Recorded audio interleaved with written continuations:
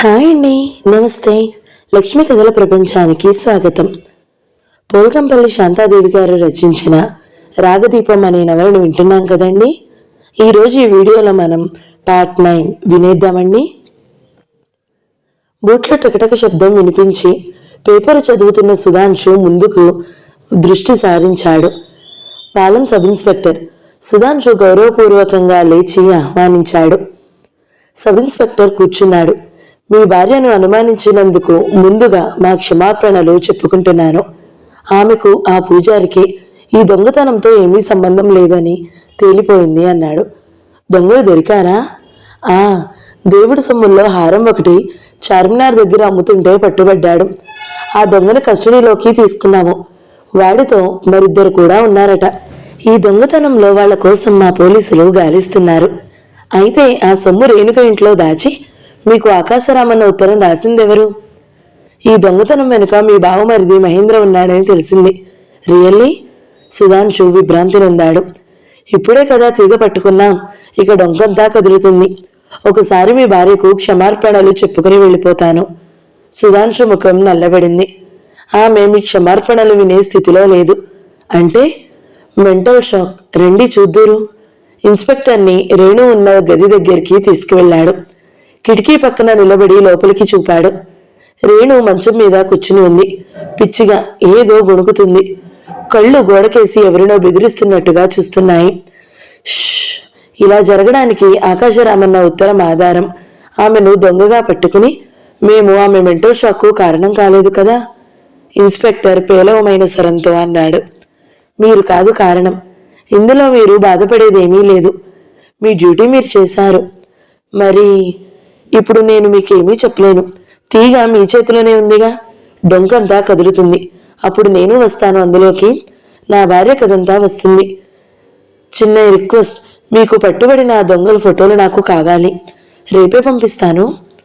వెంకటలక్ష్మి హత్య కేసు సందర్భంగా, చోరీ కేసు సందర్భంగా మహేంద్రకు అరెస్టు వారెంట్ ఇవ్వబడింది. కానీ మహేంద్ర పోలీస్ కళ్లల్లో దుమ్ము కొట్టి తిరుగుతుండగా కారు యాక్సిడెంట్ జరిగింది. 2 కాళ్ళు పోయి, ఒక కన్ను చితికిపోయి ప్రాణాపాయ స్థితిలో ఉన్నానని గ్రహిస్తూనే తన పాపాలకు పరలోకపు భయం పట్టుకుంది అతడిని. చేసిన పాపం చెప్పుకుంటే పోతుందంటారు. సుధాంశుకు కబురంపి తప్పులన్నీ ఒప్పుకున్నాడు మహేంద్ర. నువ్వు నన్ను క్షమించానని ఒక్క మాట చెప్పు బావా. నా పాపం సగం కడుక్కుపోతుంది. తప్పస్వరంతో దీనంగా వేడుకున్నాడు మహేంద్ర.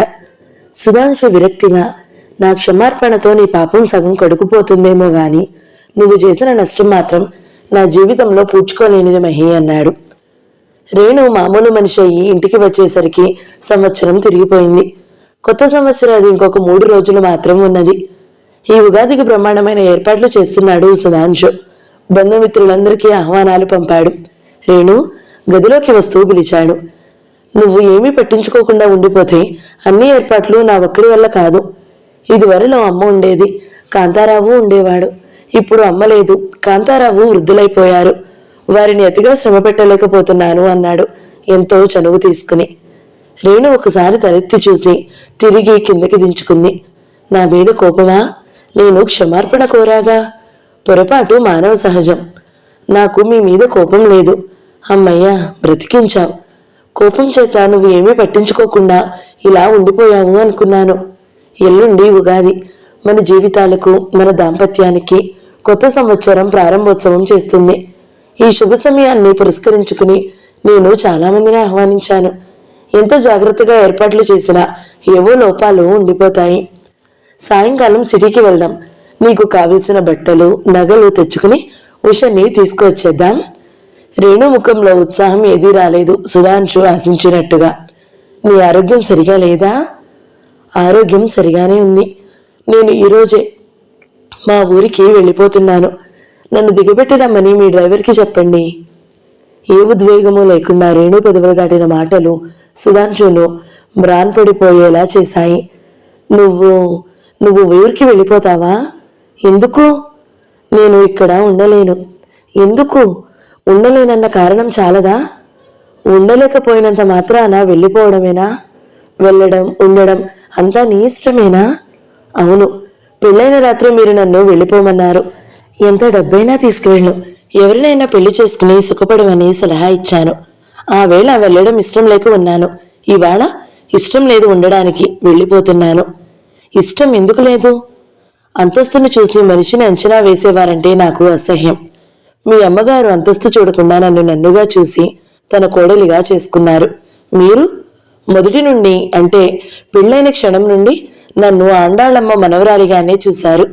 ఇంతకంటే మంచి బుద్ధులు ఎలా వస్తాయని దొంగనన్నారు, కులతనన్నారు, చివరికి హంతకిని అన్నారు. నా నిజాయితీ, పవిత్రత బయటపడ్డాయి గనుక మీ దృష్టిలో మంచిదని అయ్యాను. మీరైనా నిర్దోషత్వాన్ని తెలుసుకోవడానికి ప్రయత్నించలేదు. మీరంటే ఇప్పుడు భర్త అన్న గౌరవమే కాదు, మనిషి అన్న గౌరవం కూడా లేదు నాకు.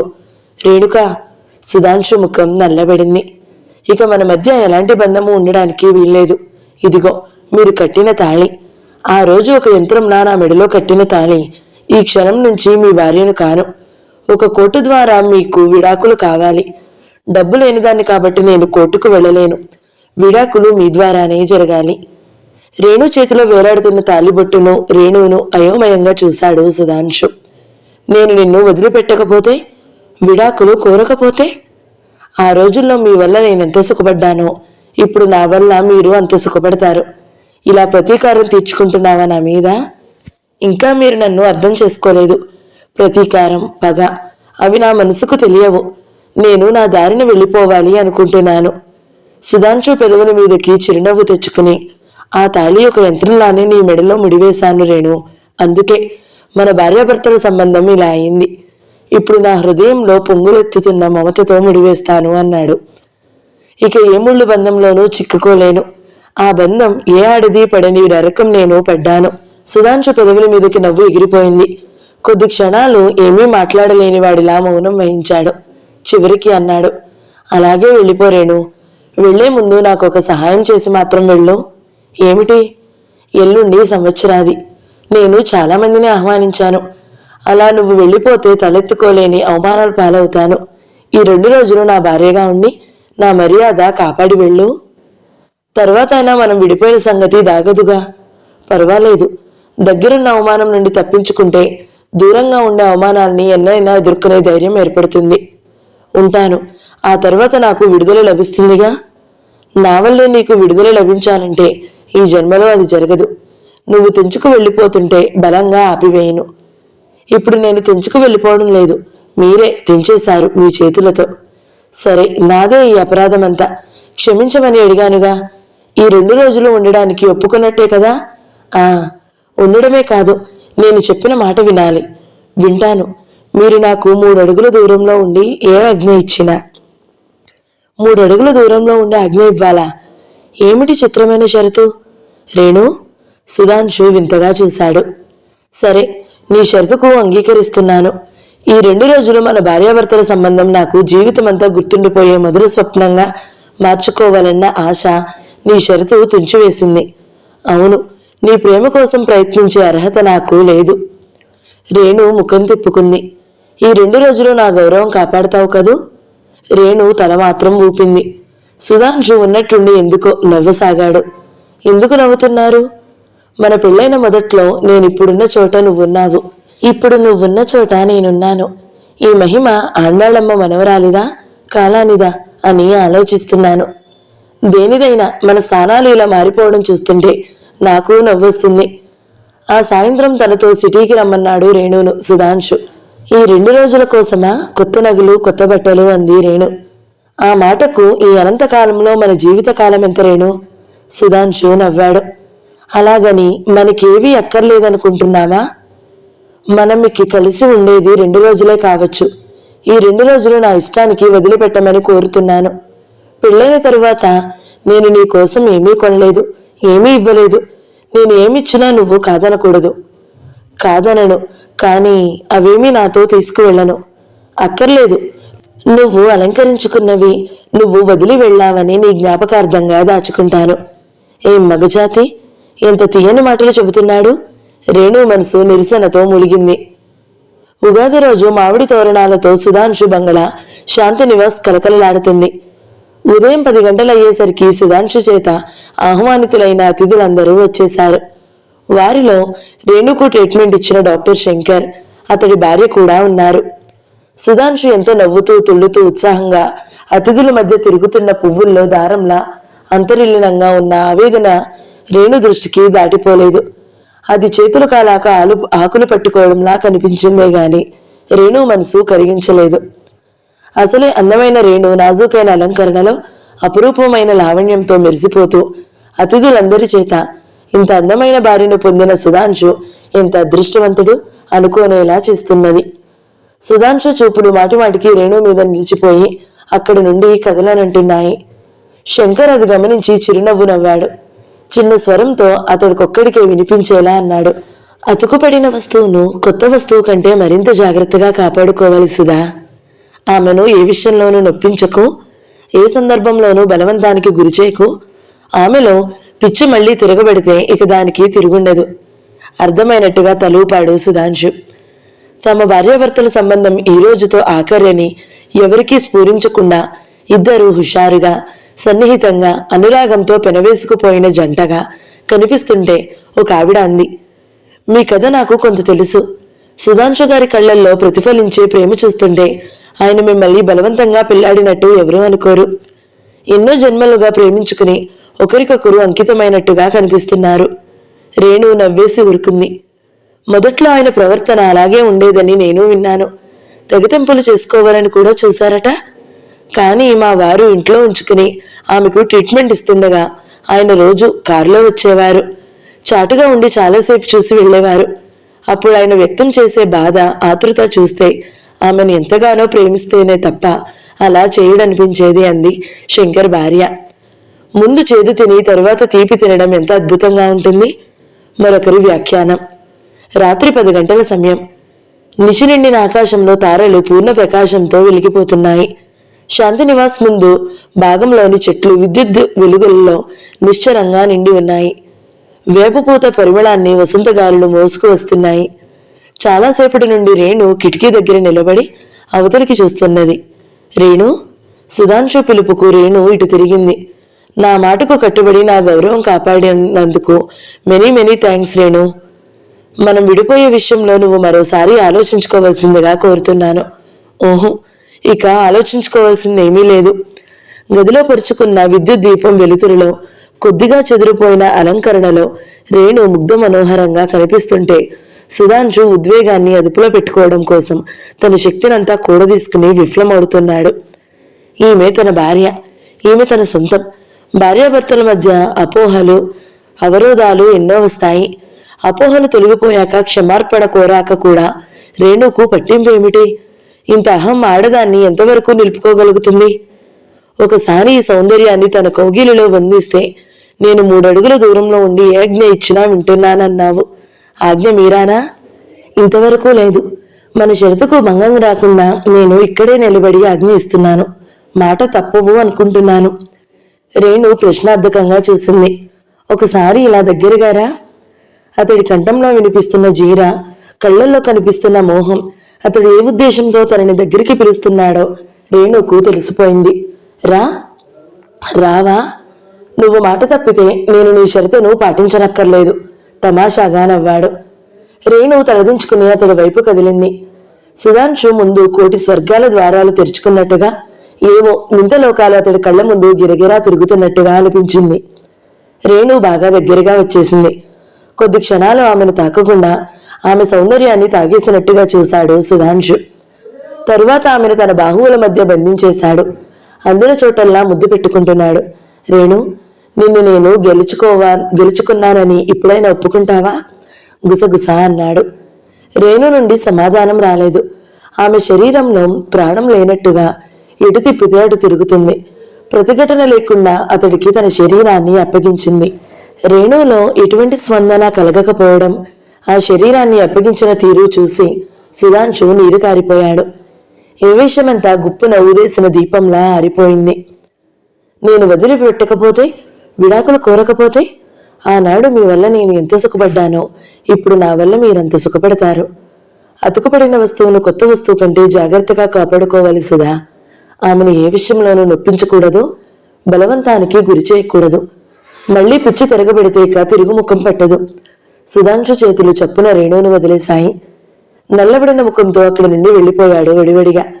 మరునాడు ఉదయం అమ్మగారిని ఆమె ఊరికి తీసుకువెళ్లి దిగబెట్టిరా అని డ్రైవర్కి చెప్పి వెళ్లి తన గదిలో ప్రవేశించి తలుపులు మూసుకున్నాడు. రైలు వెళ్లిన చాలాసేపటికి ఆ తలుపులు తెరుచుకున్నాయి. 100 అపజయాలు ఎదుర్కొన్నవాడిలా 100 నంకరాలు తీసినట్టుగా వడిలిపోయి ఉన్నాడు సుధాంశు. రేణు తన పుట్టిల్లు చేరుకుంది. తిరిగి వెనుకటి జీవితం ప్రారంభమైంది. రంగసాయి సేవ, రంగసాయి ప్రసాదంతో రోజులు గడిచిపోతున్నాయి. ఊరి వాళ్ళు వెనుకటి కంటే ఇంకాస్త ఆదరణతో, సానుభూతితో ప్రవర్తిస్తున్నారు. దేవుడి సొమ్ములు రేణు పాత గోడల్లో దొరికి ఆమె దొంగగా నిరూపించబడేసరికి ఆమె మీద రాళ్లు విసిరిన వాళ్ళు రేణు కాళ్ల మీద పడి క్షమార్పణ వేడుకున్నారు. రేణు ఎందుకు వచ్చిందో తెలిసిన రంగనాయకి ఈ అలుక ఎన్నాళ్ళు అని అడిగింది హాస్యంగా. బ్రతుకున్నన్నాళ్ళు. అభిమానంతో అతడి దగ్గర నుండి వచ్చేసావు. బాగానే ఉంది. ఇంకా పూర్తి కాలేదు అతడికి శాస్తి పూర్తి కాలేదా? రేణు ఇంతగా అడిగింది. అవును. ఊరికే వచ్చేసి ఈ ఒంటరితనంతో ఈ పేదరికంలో మగ్గిపోతూ అతడికి ఎగతాళికి గురి కావడం తప్పితే మరో ప్రయోజనం లేదు. నువ్వు పెళ్లి చేసుకో, ఈడూ జోడైన వాడిని, చక్కగా కాపురం చెయ్యి. అప్పుడు తన చెయ్యి జారింది 1,000,000 రెట్లు విలువతో బాధపెడుతుంది. అతడిని బాధ పెట్టాలని, అతడికి శాస్తి జరగాలని నేను ఇలా వచ్చేలేదు. ఈసారి వింతగా చూడడం రంగనాయకి వంతయింది. మరెందుకొచ్చావు? నన్ను దొంగనని, కులతనని అన్న లోకులతో నా భర్తగా నా తరపున పొట్లాడవలసిన వాడు, నన్ను వాళ్ల నుండి రక్షించవలసిన వాడు లోకులతో కలిసిపోయి వాళ్ల మాటే అన్నాడు. పైగా నన్ను హంతకిని కూడా చేశాడు. అలాంటి వ్యక్తితో భార్యగా కాపురం చేయడం కంటే అసహ్యం మరొకటి లేదు నాకు. నా ఆత్మగౌరవం కాపాడుకోవడం కోసం వచ్చేశాను. ఎలాగో వచ్చేసావు కదా, నేను చెప్పిన పని ఎందుకు చేయవు? రేణు మాట్లాడలేదు. నువ్వన్నీ పోగొట్టుకుని ఒంటరిగా 3 బ్రతుకుతుండగానే మీ ఆయన ముచ్చటగా 3వ పెళ్లి చేసుకుని కులుకుతాడు. 2వ పెళ్లి అయిన తల్లి బలవంతం చేత జరిగిందేమో గాని ఇప్పుడు కొంచెం గాలి మళ్ళింది కదా. ఈ 3వ పెళ్లికి ఎవరి బలవంతమూ అక్కర్లేదు. అతడే చేసుకుంటాడు. చేసుకొని ఆ దారి శాశ్వతంగా మూతపడడమే నాకు కావలసింది. నాకు ఏ ఆశ కలగకూడదు ఆయన మీద నా అసహ్యం ఇలాగే ఉండాలి. రేణు కంఠం వణికింది. అంత బలవంతంగా ఆయన్ని అసహ్యించుకోవడమేమిటి? అన్నీ విస్మరించి ఆయనతో కాపురం చేస్తే పోలా? ఓహో, అది నా వల్ల కాదు. ఆయన అంతస్తు ఎక్కడా, నా అంతస్తు ఎక్కడా? వాళ్ళు జమీందారులు, నేను ఆండాళ్ళమ్మ మనవరాలిని. నాయనమ్మ తిరుపర ఎత్తిపెట్టిన దానితో పెరిగిన దాన్ని. ఈ అంతస్తు కారణంగానే కదూ నన్ను అతడు చులకనగా తిట్టుకున్నది. లోకులు నన్ను దొంగనన్నా కులతనన్నా తేలిగ్గా నమ్మింది. ఆయనే అన్నారు హంతకినని. చివరికి పిచ్చెత్తించారు. నీకో సంగతి చెప్పడం మరిచాను. కోమల అనే ఆవిడ గుర్తుందా? గుర్తు లేకపోవడం ఏమిటి? నాకు చదువు చెప్పడం కోసం మా అత్తగారు పిలిపించారు. చాలా మంచి మనిషి. నీకెలా తెలిసే? ఇక్కడే పనిచేస్తుంది. మన ఊరికి టీచర్గా చేశారు ఆమెను. నువ్వు పిచ్చిదానివయ్యావని చాలా బాధపడింది. ఎందుకు వచ్చిందో తెలియకపోయినా రేణు వచ్చిన సంగతి తెలిసి ఆ సాయంకాలం కోమల వచ్చింది. బాగున్నారా? మీరు అప్పుడు ఇప్పుడు ఒకే తీరుగా ఉన్నారు అంది కోమల. ఆ తరువాత ఇద్దరి మధ్య చాలా సంగతులు దొర్లాయి. మీనాక్షమ్మ పోయాక కోమలికి అక్కడ పనిపోయి ఊరికి వెళ్ళిపోయింది. ప్రయత్నించగా బ్లాక్లో ఉద్యోగం వచ్చి ఈ పల్లెలో టీచర్గా పడింది. రేణు తన సంగతులు చెప్పింది. మీకెవరూ పెద్దవాళ్లు లేక ఇలా వచ్చి వేయగలిగారు. మీకెవరైనా పెద్దవాళ్లే ఉంటే ఆడదానికి ఇంత అభిమానం ఏమిటమ్మా, కాపురం ముఖ్యం అని చెప్పేవాళ్ళు. ఆ భర్త అనేవాడు కొట్టేవాడు తిట్టేవాడు అయినా, భార్య అంటే కుక్కలా చూసేవాడైనా అక్కడే పడి ఉండమని చెప్పేవారు. పెద్దవారు నాకు లేరు. ఉంటే ఏం చెప్పేవారో నాకు తెలియదు. సాటి ఆడదానిగా మీరు నేను చేసిన పని ఏమంటారు? ఆడదానికి తగని పని చేశారంటారా? ఆడ మగ అన్న వ్యత్యాసం ఆత్మగౌరవం ముందు నిలవకూడదు అంటాను అంటూ నవ్వింది కోమల. కానీ మీ విషయంలో పొరపాటు మానవ సహజం. సంఘటనల కారణంగా అపార్థం చేసుకోవడము అంతా సహజమే. వారు మిమ్మల్ని క్షమార్పణ కోరారు. మీతో కాపురానికి సముఖంగా ఉన్నారు. అలాంటప్పుడు మీరు వచ్చేయడం అనవసరంగా సుఖం వారేసుకుంటారు అంటాను. జీవితం ఒంటరితనం పాలు చేసుకోవడము అంటాను. మీకు ఆయన పట్ల విరక్తి కలిగింది నిజమే. ఈ విరక్తి మీ ఒంటరితనాన్ని 1000 రెట్లుగా మార్చి భీతి గొలుపుతుంది మిమ్మల్ని. అప్పుడు ఆయన మీకుండరేమో. మీరే నా స్థానంలో ఉంటే ఆయన్ని క్షమించేవారా? రేణు కళ్ళల్లో రోషానికి క్షమార్పణ ముందు ఆత్మగౌరవమే కాదు, మరి ఏమీ నిలవకూడదు అంటూ నవ్వింది. రేణు ముఖంలో అప్రసన్నత గమనించి, పోనీయండి, మీకు ఎలా తోస్తే అలా చేయండి. మనసు అంగీకరించినప్పుడు బలవంతంగా దేనికి లొంగకూడదు. అప్పుడు స్వర్గం కూడా నరకమవుతుంది. ఊరు నుండి అప్పుడే వచ్చాడు సుధాంశు. బాబుకు ఒళ్ళు వెచ్చబడింది అంది రాదాసి. ఆమె భుజం కరుచుకుని బాబు పడుకుని ఉన్నాడు. ప్రేమ్, సుధాంశు చేతులు చాచాడు. బాబు సుస్థిగా కళ్ళు విప్పాడు. కళ్ళ నుండి ముక్కు నుండి వెచ్చటి నీళ్లు కారుతున్నాయి. బాబుని ఎత్తుకుని పైకి వెళుతూ, జలుబు చేసినట్టుంది, ఈ రోజు నా దగ్గర పడుకోబెట్టుకుంటాను అన్నాడు. అత్యవసరమైతే మందులు సుధాంశు దగ్గరుంటాయి. బాబుకి ఏవో టాబ్లెట్ వేసి మంచం మీద పడుకోబెట్టి తను పక్కన కుర్చీ వేసుకుని కూర్చుని ఏదో పుస్తకం తిప్పవేసాగాడు. కానీ చదువుతున్న విషయం మీద ఏకాగ్రత కుదరలేదు. మనోరమ ఫోటో వంక చూశాడు. ఫోటోగానే కనిపించలేదు. ఈ గదిలో మనోరమ తన స్మృతి చిహ్నాలు చాలా వదిలిపెట్టిపోయి అవన్నీ ఇదివరకులా సుధాంశు హృదయాన్ని కదిలించలేకపోతున్నాయి. అంత ఖచ్చితంగా మీ ప్రేమ చనిపోయిన మీ భార్యదేనని చెప్పుకోకండి. కాలం పందెం కాస్తుంది. రేణు పక్కన నిలబడి నవ్వుతున్నట్లుగా అనిపించింది. రేణు, జీవితమే ఒక తపస్సుగా నా కోసం నిరీక్షిస్తానన్నావే, నా తప్పును క్షమించలేకపోయావా? 1కి 2 సార్లు క్షమించమని కోరాను. అయినా కోపంతో తెగతింపులు చేసుకుని పోయావు. బాబు నిద్రలో పక్క మీద ఎగిరిపడ్డాడు. జ్వరంతో వాడి ఒళ్ళు సలసలా కాగుతుంది. సుధాంశు వాడి గుండెల మీద నెమ్మదిగా చిచ్చుకొట్టసాగాడు. బాబుగారు, భోజనానికి లేవండి, రాత్రి చాలా అయిపోయింది. వంటవాడు వచ్చి పిలిచాడు. ఆకలిగా లేదు, భోజనం వద్దు, పాలు తెచ్చిపెట్టు. వంటవాడి కళ్లల్లో జాలి తొణికింది. భార్య లేదు, తల్లి లేదు, ఏ వేళకు వచ్చినా తినమని పిలిచే ఆత్మీయులు లేరు. తింటే తిన్నట్టు, మానేస్తే మానేసినట్టు. ఎంత డబ్బుంటేనేం, తోడు నీడా లేకపోయాక. అట్లా ఉపవాసాలు చేస్తే ఆరోగ్యం చెడిపోతుంది బాబుగారు. కొద్దిగా ఎంగిలి పడండి.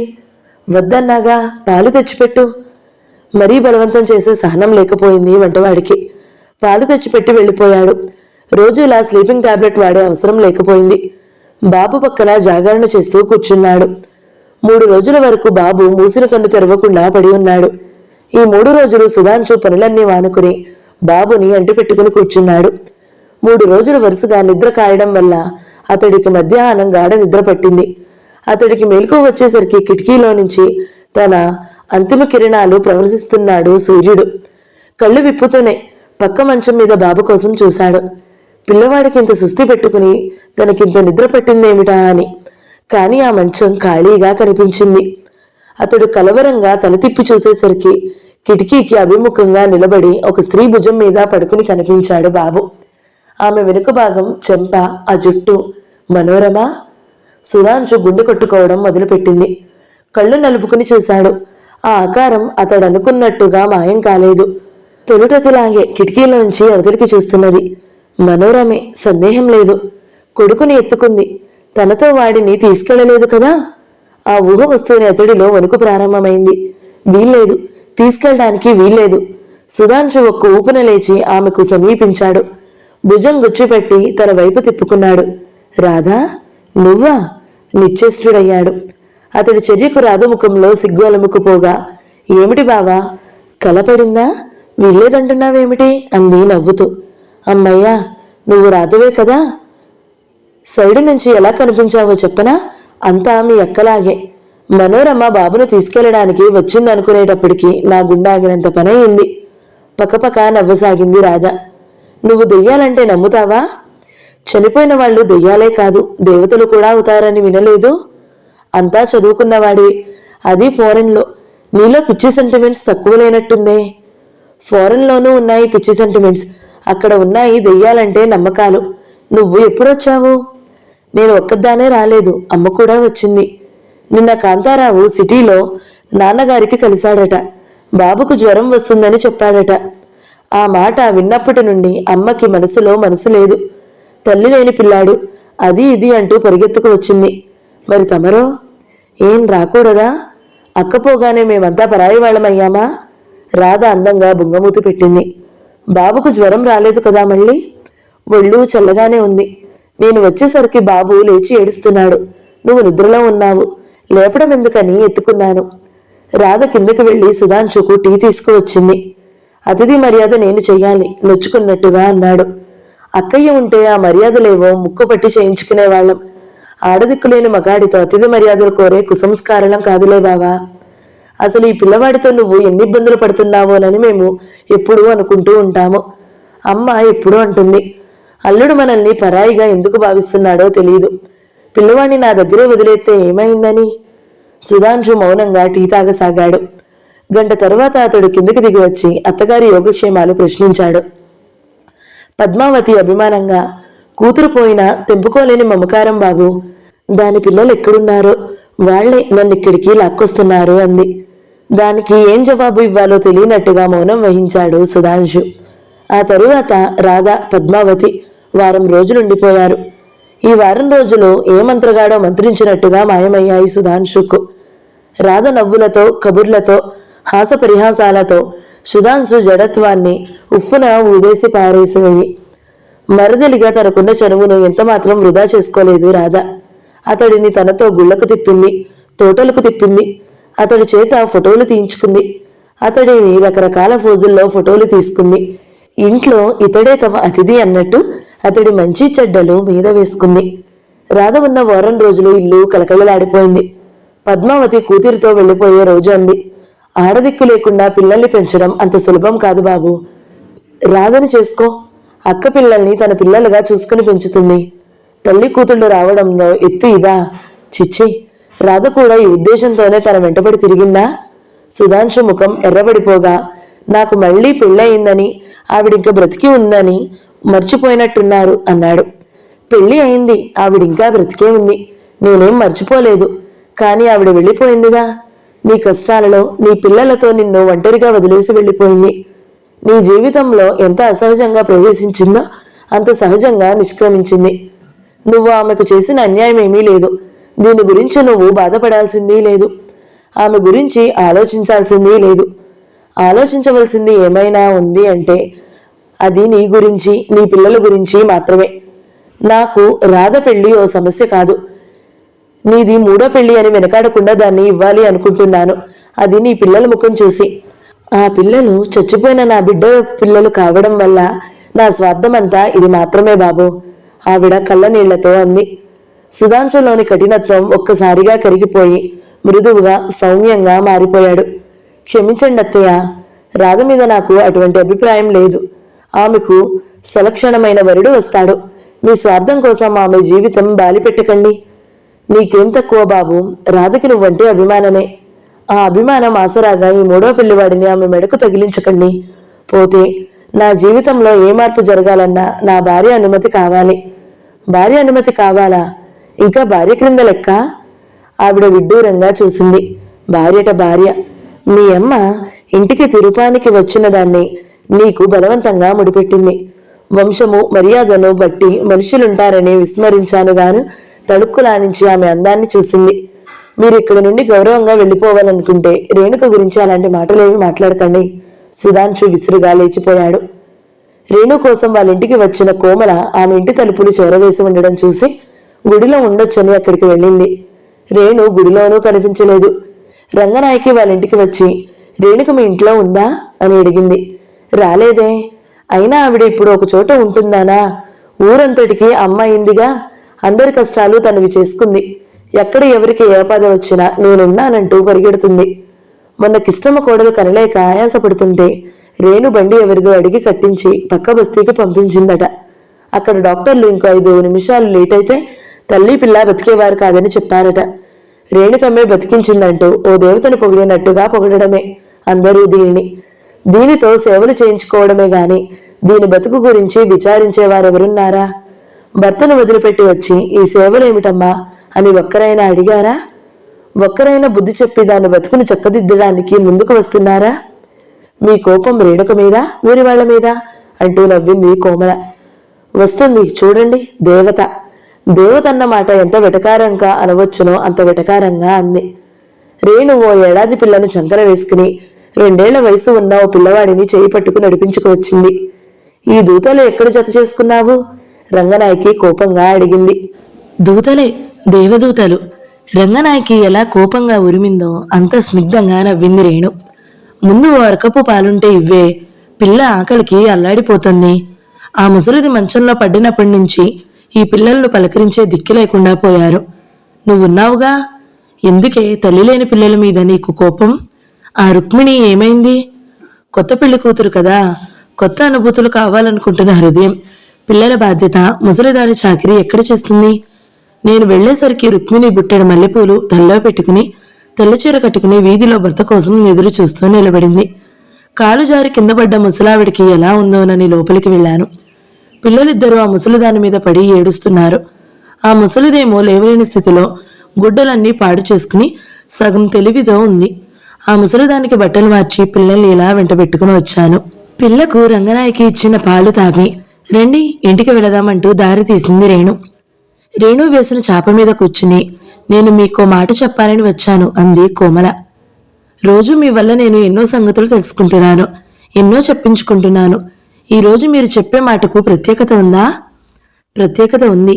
రోజులా కోమల ముఖం నవ్వడం లేదు, సీరియస్గా అంది. కాంతారావు మావయ్య ఉత్తరం రాశారు. ఉత్తరంలో నాకైన సంగతులన్నీ మీవే ఉన్నాయి. నా గురించి రాయడానికి ఏముంది? రేణు శుష్కంగా అంది. ఎందుకు లేదు, చాలా ఉంది. మహాభారతమంత కథ ఉంది. రేణు ప్రశ్నార్థకంగా కోమల ముఖంలోకి చూసింది. మీ వారికి మళ్లీ పెళ్ళట. ఒక క్షణం మెరుపు తాకిడి తిన్నట్టుగా వెలవెలబోయింది రేణు. నెమ్మదిగా సంభాళించుకుని నేను కోరుకున్నది అదే అంది శాంతంగా. మీరు చాలా మూర్ఖంగా పోతున్నారు రేణుక. తెగేదాకా తాడు లాగడం అంత మంచి పని కాదు. అతడు మీ భర్త.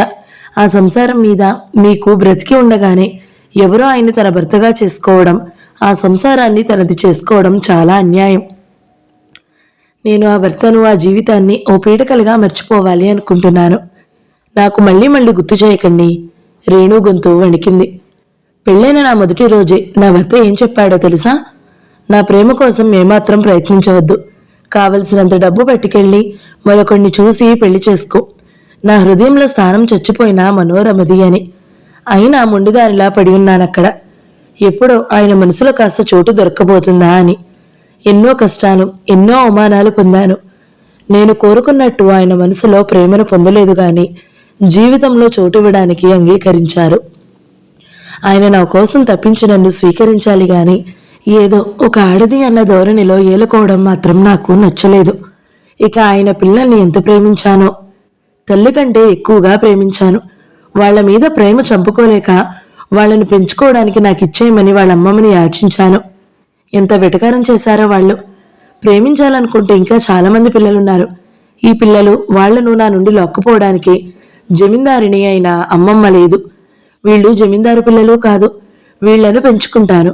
నా ప్రేమ తల్లి లేని ఈ పిల్లలకు పంచుతాను. నేను ఎక్కడో చదివాను రేణుక. పురుషుడు మొదట కామంతో స్త్రీకి తన జీవితంలో చోటిస్తాడు. తరువాత ప్రేమతో ఆమెకు బందీడవుతాడు. స్త్రీ లేని మీ వారి జీవితంలో రాధ సునాయాసంగా చోటు సంపాదించుకోవాలి అనుకుంటుంది. ఇంకా పెళ్లి నిర్ణయం కాలేదు గాని అది ఎంతో దూరం లేనట్టుగా కనిపించింది మావయ్య ఉత్తరంలో. రాధ తల్లి ఇద్దరూ వచ్చారట. రాధ మీ ఆయన్ని వెంటేసుకుని తోటలకు, గుళ్లకు షికార్లు చేసిందట. రాధను మీ ఆయనకిచ్చి చేస్తానని చెప్పిందట పద్మావతి. మొత్తానికి సుధాంశు బాబు వాళ్ళ పట్ల ప్రసన్నులై ఉన్నారు. ఆయన ఏ క్షణంలోనైనా తన అంగీకారాన్ని తెలియజేస్తే ఆశ్చర్యపడాల్సిందేమీ లేదంటూ రాశాడు మావయ్య. మీకెలాగైనా నచ్చజెప్పి మీరు అంగీకరించినట్టయితే బాబుగారి అనుమతి తీసుకుని మిమ్మల్ని తీసుకువెళ్ళడానికి మావయ్య బయలుదేరి వస్తానని రాశాడు. అది జీవితంలో జరగదు. ఆయన్ని నా గురించి తాపత్రయం వదులుకోమని రాయండి. రాగదీపం 9వ భాగం సమాప్తం. ఈ వీడియో మీకు నచ్చినట్లయితే లైక్ చేయండి, షేర్ చేయండి, మంచి కమెంట్ పెట్టండి. ఇలాంటి మరిన్ని వీడియోల కోసం మన ఛానల్ని సబ్స్క్రైబ్ చేసుకోండి. Thank you so much for watching. నమస్తే.